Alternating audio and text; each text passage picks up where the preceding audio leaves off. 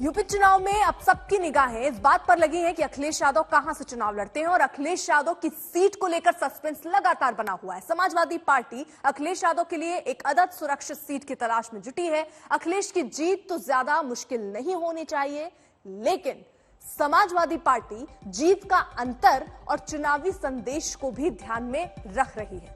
3 सीटों की सबसे ज्यादा चर्चा है। कौन सी है वो सीटें? मैनपुरी सदर सबसे पहले वो नाम सामने आता है, क्योंकि मैनपुरी मुलायम परिवार का गढ़ रहा है। कन्नौज की छिबरामऊ सीट से भी संभावना बनी हुई है। चर्चा आजमगढ़ की गोपालपुर और संभल की गुन्नौर सीट की भी थी, लेकिन अब इसकी संभावना ना के बराबर है।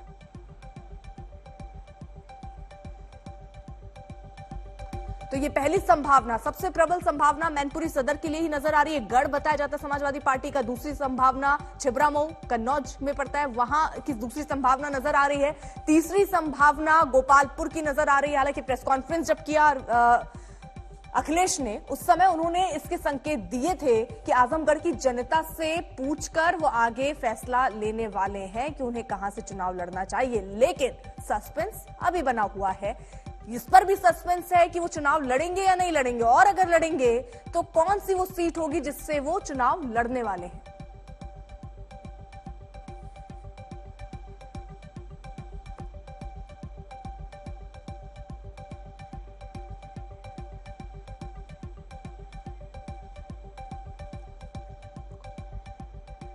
कुमार अभिषेक हमारे साथ, हमारे सहयोगी इस वक्त जुड़ चुके हैं। कुमार अभिषेक, देखिए सस्पेंस जो है वो गहराता जा रहा है और विपक्ष को भी, मतलब बीजेपी लगातार इसको लेकर सवाल भी पूछ रही है कि अभी तक लग रहा है सुरक्षित सीट अखिलेश यादव अपने लिए तय नहीं कर पाए हैं।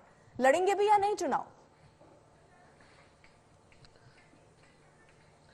देखिए, लड़ेंगे या नहीं लड़ेंगे इस पर भी सस्पेंस बना हुआ है। हालांकि अखिलेश यादव ने जो कल प्रेस कॉन्फ्रेंस की है उसमें उन्होंने कुछ इशारे साफ किए हैं।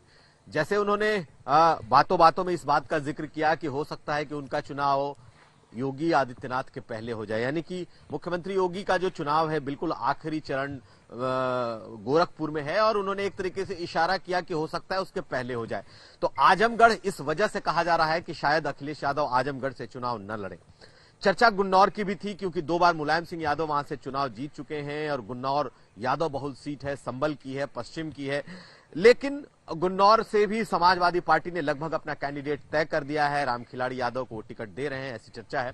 2 सीटें बेहद अहम है इस वक्त, जिस पर कि सबसे ज्यादा इस वक्त चर्चा चल रही है, और सबसे आगे कोई सीट है तो वो मैनपुरी की सीट है। देखिए, मैनपुरी कहा जाता है कि जो यादव लैंड है, यानी कि जो मुलायम सिंह यादव के नाम से जाना जाता है, इटावा, मैनपुरी, कन्नौज, फर्रुखाबाद, ये तमाम इलाकों में कहा जाता है कि मुलायम सिंह यादव और उनकी यादव परिवार का गढ़ है। और ऐसे में अभी भी 3 सीटें जो हैं वो मैनपुरी में समाजवादी पार्टी के पास हैं, और समाजवादी पार्टी की तरफ से अगर माना जाए तो सबसे आगे कोई सीट चल रही है तो मैनपुरी सदर की चल रही है, जिस पर चर्चा यह है कि अखिलेश यादव वहां से चुनाव लड़ सकते हैं। दूसरी सीट छिबरामऊ की है, जो कि कन्नौज की है, और कन्नौज कहते हैं ना अखिलेश यादव के दिल के बेहद करीब है। डिंपल यादव वहां से सांसद रह चुकी हैं, अखिलेश सांसद रह चुके हैं, तो कन्नौज भी वो दूसरी सीट हो सकती है, कन्नौज की छिबरामऊ। लेकिन जो आखिरी फेज में चुनाव है आजमगढ़ का, अखिलेश ने खुद ही कहा है कि वो जनता से पूछ करके तय करेंगे, क्योंकि पहले वहां से वो सांसद हैं। तो कुल मिलाकर उनका इशारा जरूर यह है कि शायद वो आजमगढ़ से चुनाव न लड़ें।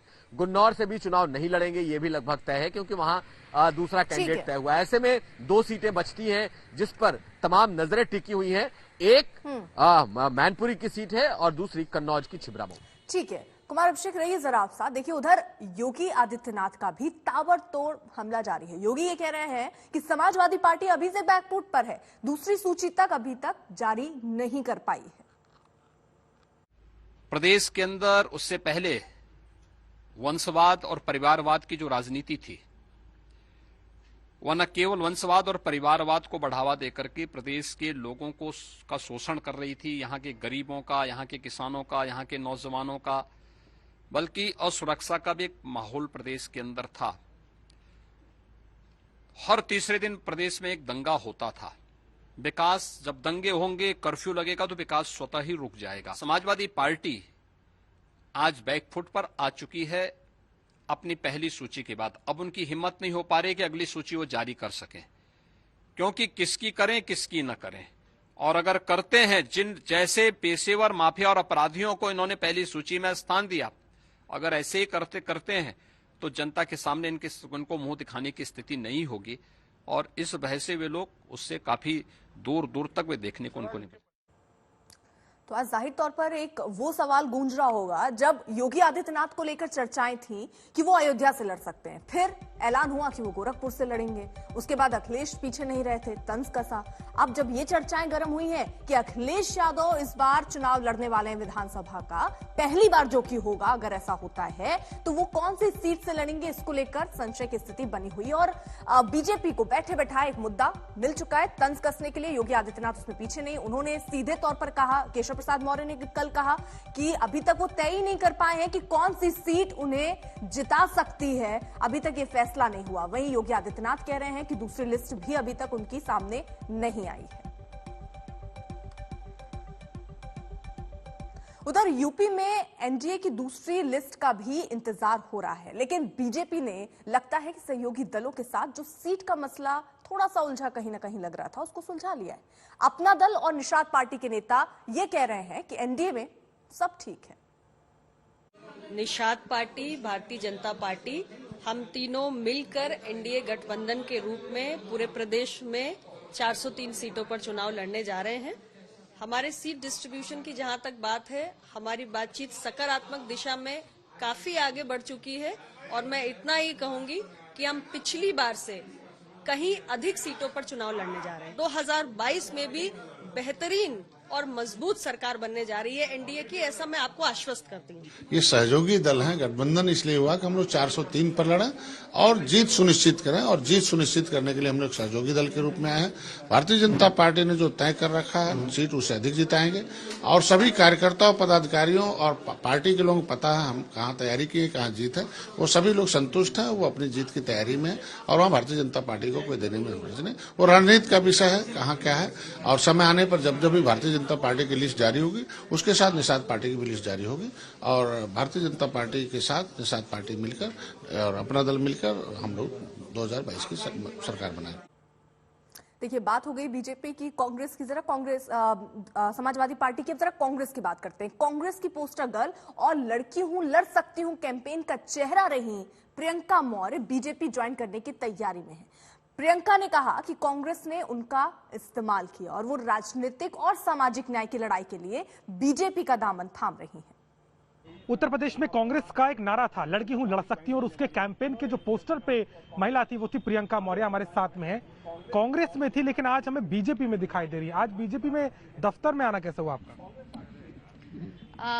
मुझे काफी दिन से यहाँ पे लोग कांटेक्ट कर रहे थे और जिस तरीके की पीछे कांग्रेस में मैं काफी समय से पूरी मेहनत से लगी हुई थी, कार्य कर रही थी, लेकिन जिस तरीके से मुझे आहत किया गया, सिर्फ नाम दिया गया है कि लड़की हूं, एक स्लोगन लड़की हूं लड़ सकती हूं, लेकिन लड़ने का भी मौका नहीं जहां पे मिलता, ऐसी जगह पे समय अपना देते रहना मुझे समझ में नहीं आया। बिकॉज बहुत सारे लोग मुझसे ये कह रहे हैं कि आपको समय ही कितना हुआ है, तो मैं इतना ही कहना चाहूंगी कि बाल सफेद करके ही तजुर्बा नहीं आता। जो लड़की कांग्रेस में लड़ना चाह रही थी, इच्छा रख रही थी, वो वहां नहीं लड़ पाई, क्या बीजेपी से लड़ना चाहती है टिकट से? मैं किसी भी महत्वाकांक्षा के साथ मैंने कांग्रेस भी ज्वाइन नहीं किया था और आज भी मैं पार्टी कोई भी ज्वाइन करना चाहती हूँ तो मैं अपने मदद के दायरे को बढ़ाना चाहती हूँ। यही एक कारण है कि मैंने पॉलिटिक्स ज्वाइन की है, क्योंकि मैं डॉक्टर हूँ, सोशल वर्क काफी समय से कर रही थी। हमारा कार्य ही है सिम्टम्स को पकड़ना, मीठी गोली मीठी बोली से लोगों का इलाज करना। तो मैं इसी से लोगों के बीच में जाते रहूंगी, उनकी मदद करते रहूंगी। जो मेरा एस्पेक्ट है, जो मेरा विजन है, वो अभी भी चेंज नहीं हुआ।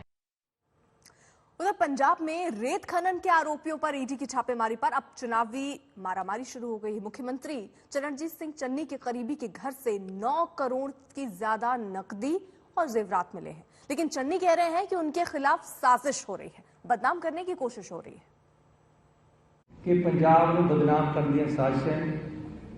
पंजाब दे विच कोशिश कर ली कि जी असी राष्ट्रपति का राज नहीं लगेगा।